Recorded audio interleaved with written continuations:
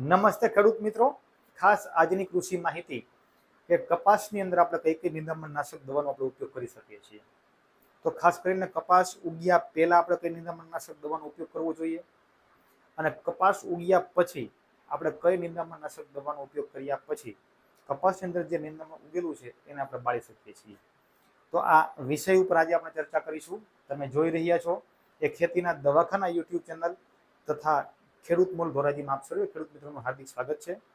જો તમે અમારી યુટ્યુબ ચેનલ અથવા અમારા ફેસબુક પેજ કે ખેતીના દવાખાના ઉપર નવા હોય તો તમે એને સબસ્ક્રાઈબ અને એને ફોલો કરો, જેથી કરીને અમારા દ્વારા મૂકવામાં આવતી ખેતીલક્ષી ઉપયોગી માહિતી કે વિડીયો એ આપ લોકો સુધી સરળતાથી અને વહેલી તકે પહોંચી જાય એવી જ આશા સાથે. તો ખાસ આજની આપણી કૃષિ માહિતી છે કે કપાસમાં નિંદામણનાશક દવાની માહિતી.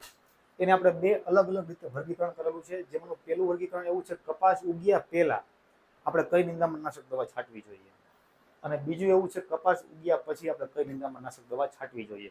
જે લોકોએ કપાસ વાવી દીધો છે તો એવા લોકોએ ખાસ કરીને કપાસ ઉગ્યો નથી તો ખાસ કરીને કપાસ ઉગ્યા પહેલા પેન્ડીમિથાલિન 30% EC એક પંપની અંદર તમે 80 થી 100 મિલી લખે નાખીને તમે તમારે કપાસના પાકની ઉપર છંટકાવ કરશો કપાસ ઉગ્યા પહેલા, તો આપણને એની અંદર સારામાં સારું પરિણામ મળે છે.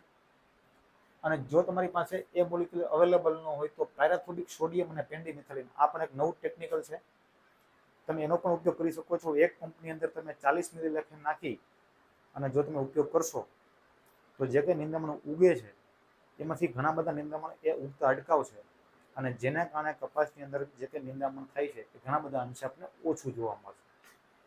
પરંતુ જો તમે કપાસ વાવી દીધો છે, કપાસ ઉગી ગયો છે અને કપાસ ઉગી ગયાની સાથે સાથે નિંદામણ પણ ઉગ્યું છે, તો એને બાળવા માટે શું કરવું જોઈએ? તો ખાસ કરીને એને બાળવા માટે પાયરાથોબિક સોડિયમ અને ક્વિઝાલોફોપ ઇથાઇલ એક પંપની અંદર તમે 35 થી 40 મિલી લખે નાખીને છંટકાવ કરશો તો સાંકડા પાનવાળા અને પોલા પાનવાળા જે કે બંને નિંદામણ છે આની તરફ સારામાં સારું પરિણામ જોવા મળશે.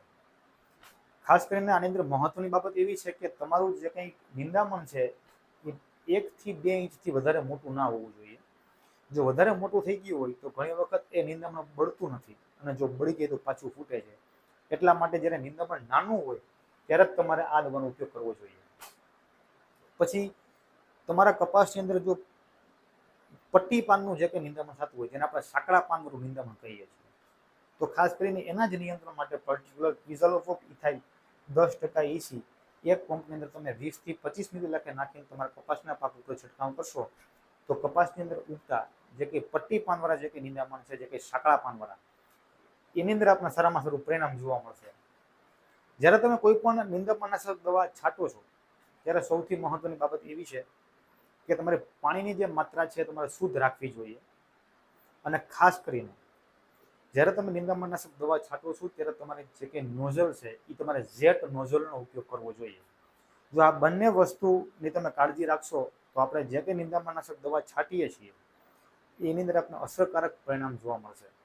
તો ખેડૂત મિત્રો, આ તમને માહિતી કેવી લાગી?